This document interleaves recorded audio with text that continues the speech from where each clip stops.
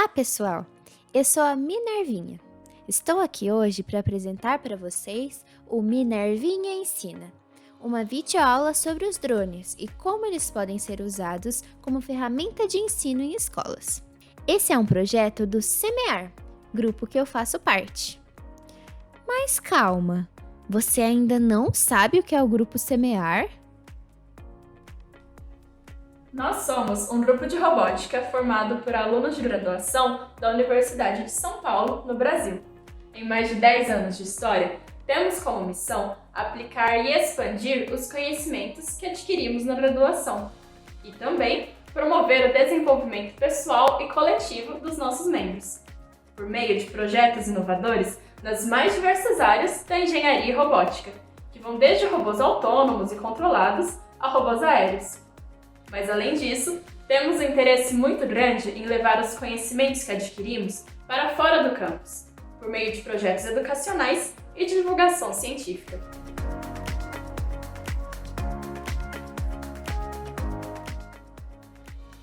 Agora que você sabe um pouco mais sobre a gente, acho que podemos começar a falar sobre robótica. A robótica está presente nas mais diversas áreas e faz cada vez mais parte da nossa realidade. Existem robôs nas linhas de montagem das indústrias, robôs que fazem cirurgias, robôs que limpam a casa e até robôs que fazem entregas. Mas além de tudo isso, a robótica é também uma ferramenta muito poderosa para gerar engajamento no ensino. Ela ajuda a explorar os conteúdos relacionados à tecnologia e ciência que vocês veem em sala de aula e também permite desenvolver habilidades como criatividade, raciocínio lógico e trabalho em equipe. E é por conta de tudo isso que hoje vamos dar uma aula sobre robótica, mas mais especificamente sobre uma das áreas que são mais interessantes e mais crescem hoje em dia: os drones. Mas o que são drones? Os drones são veículos aéreos não tripulados, podendo ser autônomos ou controlados.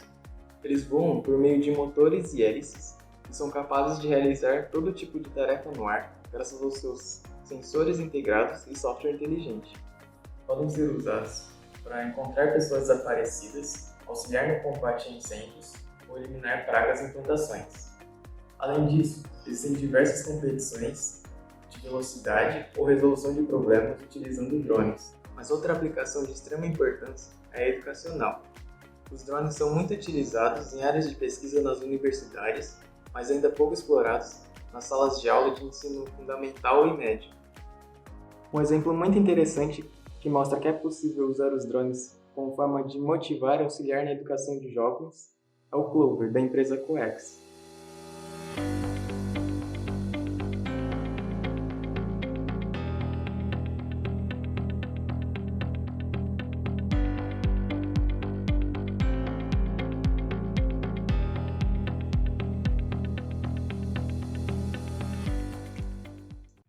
Ele é um drone programável que possui uma plataforma open source para fins educacionais. Ele tem como objetivo integrar na prática diversas áreas de conhecimento, como computação, matemática e física. Agora vamos explorar o Clover, para mostrar que os assuntos ensinados na escola podem ser usados para entender o processo de construção e o funcionamento de um drone. Eu vou falar um pouco agora para vocês sobre a mecânica por trás de um drone. Bom, inicialmente, o drone é formado por uma carcaça central, a qual possui algumas bases, e nessas bases são conectados os 4 braços do drone, as quais são formadas por hastes.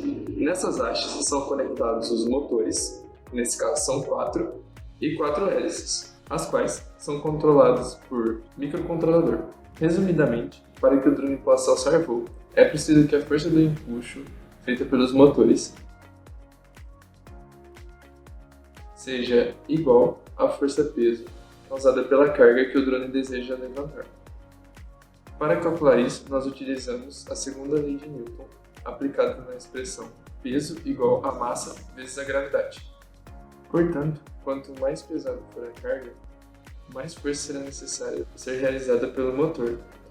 Para isso, nós precisamos de motores mais potentes, o que conseguimos aumentando a velocidade de giro do motor ou aumentando o diâmetro das hélices. Dessa forma, pode-se pensar que apenas uma hélice seria capaz de sustentar o drone. Contudo, isso não é possível, pois apenas uma hélice possibilitaria apenas que o drone subisse ou descesse, mas não permitiria o controle do drone. Outro problema que surge é que o corpo do drone irá girar em sentido contrário ao de movimento de rotação das hélices, devido à terceira lei de Newton, a lei da ação e reação. Isso ocorre pois da mesma forma que o motor gera um torque para rotacionar as hélices em um sentido, surge também um torque que rotaciona o corpo do drone no sentido oposto. Desse modo, é inviável utilizar um número ímpar de hélices. Uma outra possibilidade seria utilizar duas hélices, de forma que as pás de cada uma das hélices girem em sentidos opostos, eliminando o problema citado anteriormente. Isso é viável e há muitos estudos sobre esse caso, pois com menos motores e hélices, sabe-se que o consumo de energia do drone é reduzido, o que aumenta o tempo de voo. Contudo, o principal problema para manipularmos o drone enquanto ele voa a alta velocidade e realiza curvas fechadas é que é preciso um controle muito bom, o que não é possível com a utilização de apenas duas hélices. E é exatamente por isso que os principais drones são quadricópteros, ou seja, drones com 4 hélices, pois, desse modo, a força de empuxo se equipara à força-peso e o drone consegue alçar voo. Além disso, o problema de rodopio do drone, causado por um torque reativo, é evitado. Assim, quando se deseja que o drone voe para frente, nós reduzimos a velocidade das hélices dianteiras e aumentamos a velocidade das hélices traseiras do drone. Dessa forma, quando o drone estiver voando para frente, o empuxo nos motores traseiros será maior que o empuxo nos motores dianteiros do drone. Com isso, as forças na vertical se equilibram e somente resta uma força que atua na direção horizontal e para frente do drone, o qual permite que ele voe para frente. Da mesma forma, todos os outros movimentos do drone seguem esse princípio. Outra parte legal de entender é o funcionamento dos motores que possibilita o controle do drone. Mas antes disso, é interessante entender o que são esses motores. Porque diferente dos motores vistos em carros e em outros veículos, os motores utilizados no Clover e em alguns brinquedos e eletrodomésticos são máquinas elétricas de corrente contínua, que são capazes de converter a energia elétrica em movimento ou vice-versa. Ou seja, da mesma forma que os motores de usinas elétricas são capazes de converter o movimento do fluxo das águas em energia que vai para a nossa rede, os motores utilizados no Clover ele é capaz de converter a energia elétrica no movimento de rotação das hélices do drone. Para isso ser possível, a construção básica dos motores de corrente contínua pode ser dividida em duas partes: o estator, onde ficam o ímã permanente, e as escovas, responsáveis por receber a alimentação da fonte de energia, e o rotor, onde fica o eixo, responsável por transmitir o movimento, as bobinas do enrolamento de armadura e os comutadores. Mas calma que já vamos explicar cada uma dessas partes. Primeiro, as bobinas são dispositivos capazes de transformar o fluxo de corrente elétrica em campo magnético, pois quando a corrente passa por um fio, vai surgir ao seu redor um campo magnético, e quando esse mesmo fio é enrolado diversas vezes, esse campo magnético é amplificado, ou seja, quanto maior o número de voltas no fio, maior será o campo magnético gerado. E isso é importante porque quando a corrente elétrica flui através das bobinas do rotor, vai surgir um campo magnético ao seu redor, e esse campo será atraído e tentará se alinhar com o campo magnético do ímã do estator, fazendo com que o eixo comece a girar. Porém, após rotacionar alguns graus, esses campos magnéticos estariam perfeitamente alinhados e não teria mais movimento no rotor. E é exatamente para isso que servem as escovas e os comutadores, pois elas são responsáveis por inverter o sentido da corrente nas bobinas do enrolamento do rotor, fazendo assim também com que o sentido do campo magnético gerado se inverta, obedecendo a equação vetorial da força magnética, F igual a B vezes I vezes L, gerando um movimento constante e produzindo um torque no eixo do motor.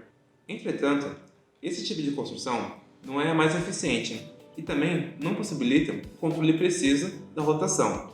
Por isso, os motores do Clover e os utilizados em outros drones são do tipo brushless, ou seja, como o próprio nome já diz, eles não possuem escovas nem comutadores para fazer com que os campos magnéticos do rotor e do estator se alinhem, mas possuem a grande vantagem de possuir altos valores de torque e rotação.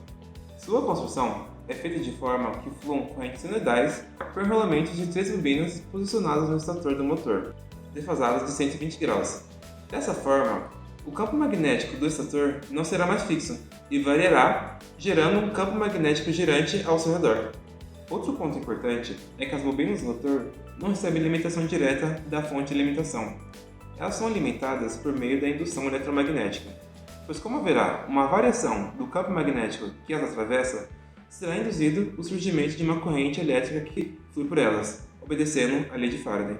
E uma vez que a corrente estiver fluindo pelas bobinas do rotor, também surgirá um campo magnético ao seu redor, que tentará se alinhar com o campo girante do estator, fazendo com que surja movimento e produza torque no eixo do motor. Entretanto, esse tipo de motor possui um alto consumo de corrente, que não é suportado pelo microcontrolador de drone. Por isso, são utilizados componentes do denominado ESCs, Electronic Speed Controller, ou controlador eletrônico de velocidade, que são capazes de se comunicar com a placa de drone, fornecendo a alimentação correta para os motores, controlando a intensidade e direção que eles devem gerar. Além disso, o microcontrolador não é somente responsável pelo controle dos motores, mas também por receber diversos sinais de sensores presentes no drone que auxiliam no seu controle, como velocidade, aceleração, altitude e posicionamento, sem contar os comandos recebidos via radiofrequência do operador. No caso do Clover, quem faz o controle de voo é a CoexPix, que é uma Pix Racer modificada para uso nesse drone. Esse componente é chamado de controladora de voo e faz exatamente o que o seu nome indica. Além disso, o Clover tem uma Raspberry Pi, que funciona como um mini computador e nos permite programar funções e rotinas de voos autônomos nele, não nos deixando limitados ao voo manual com o radiocontrole, além de abrir possibilidades de se conectar com o Clover via Wi-Fi. Esse computador tem um módulo de câmera, que é usado pelo drone para se localizar e identificar pessoas e objetos, tornando possível a tarefa de realizar voos autônomos através da programação. Já mostramos o que é um drone e como ele funciona, mas já pensou que seria possível com vários drones juntos voando ao mesmo tempo? Isso já existe e é conhecido como enxame de drones. Os enxames de drones são formados pelo trabalho coletivo de diversos veículos aéreos comandados pela mesma central de comando. Cada drone recebe uma ordem baseada no objetivo do enxame e na posição dos drones restantes, evitando assim colisões e agilizando o trabalho para aumentar a eficiência. O enxame deve ter uma coordenação bem controlada e um tempo de resposta rápido para poder ser eficiente e aplicado. Primeiramente, o potencial de trabalho colaborativo quando se trata de enxame de drones é muito grande. A aplicação de enxame de drones é muito explorada no entretenimento, por exemplo, sendo utilizada para realizar espetáculos, shows e grandes apresentações. Sua aplicação comercial também é de grande importância. Por exemplo, na agricultura, um esquema de swarming pode ser utilizado para gerar mapas precisos de lavouras e também para obter informações do estado das plantações quando se diz respeito a pragas e agentes não desejados. Além disso, os drones podem operar na pulverização dessas áreas, contando até com voos automáticos, mas sempre com o operador auxiliando para respeitar a legislação brasileira. Pensando nisso, a equipe Athena do Grupo CMA desenvolveu o Swarming Blocks, uma plataforma open source, livre para uso, criada para a competição da Copter Hack 2022. Essa plataforma é completamente baseada no Clover, mas foi reestruturada para lidar com enxames controlados por programação em bloco, deixando sua manipulação e entendimento muito mais fáceis. A partir disso, é possível fazer formas, letras, transformações em 2D e em 3D, tanto em simulações quanto em voos reais. Mas o que é essa tal de programação em blocos? Bem, primeiramente, vamos explicar o que é a programação em si. A programação é uma ferramenta que nos permite escrever códigos que comandam e planejam ações para dar instruções ao drone sobre algum tipo de tarefa que ele tem que realizar para cumprir seus objetivos. Por exemplo, ir até certo ponto no espaço, detectar obstáculos ou então pousar. A programação em blocos se dá quando, ao invés de digitarmos os códigos, nós utilizamos bloquinhos com significados mais simples que, quando montados juntos, compõem instruções mais complexas. Isso torna todo o trabalho de programar tarefas como a trajetória dos drones em algo mais simples, prático, intuitivo e fácil de enxergar. Assim, a partir da programação em blocos, é possível comandar os drones de forma coordenada para funcionarem em swarms, deixando o projeto de fácil acessibilidade mesmo para quem nunca programou antes. Agora, eu vou dar uma introduzida em como usar os bloquinhos que a gente mencionou para programar a trajetória dos drones. Para começar, a gente pode usar o bloco de takeoff, que vai mandar o drone alçar voo para a altura que você colocar nele. Depois, nós podemos escolher um bloco para ativar as formações do enxame e trocar os parâmetros da formação, como deixar um quadrado full square, por exemplo, nesse caso. Logo embaixo, a gente escolhe o número de drones que vai entrar nessa formação e o comprimento do quadrado, caso houvessem drones suficientes para formá-lo. Agora, nós podemos colocar um bloquinho para transladar, ou seja, movimentar a posição da formação sem alterar a sua forma. E em seguida, um bloquinho que vai rotacionar o enxame seguindo a mesma lógica. A gente também precisa aplicar a transformação logo depois de cada bloquinho, e a gente faz isso usando o bloquinho de Apply Formation, que a gente bota depois das transformações. Agora a gente configura os ângulos de rotação do Swarm para cada eixo do plano do espaço 3D e aplica a transformação novamente com aquele bloquinho. Por fim, para fazer todos eles pousarem, a gente usa o bloquinho Land All, que significa pousar todos. E assim o Swarm está programado agora para seguir esses comandos e vai executar as instruções de cada bloquinho um por um até o fim da cadeia. Como vocês podem ver, também, todos os bloquinhos foram transformados em código automaticamente pela plataforma, fazendo com que conhecimento prévio de programação seja dispensável. Agora é só apertar Run na barra superior e assistir os drones executar os comandos.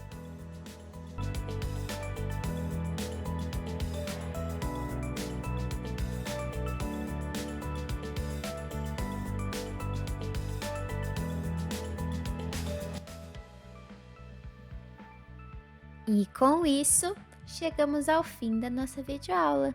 Espero que nós tenhamos conseguido despertar em vocês o interesse e o brilho nos olhos pela robótica. E se vocês quiserem conhecer e explorar mais essa área maravilhosa, podem seguir a gente nas redes sociais para ficarem por dentro do que está acontecendo no Grupo Semear. Até mais, pessoal!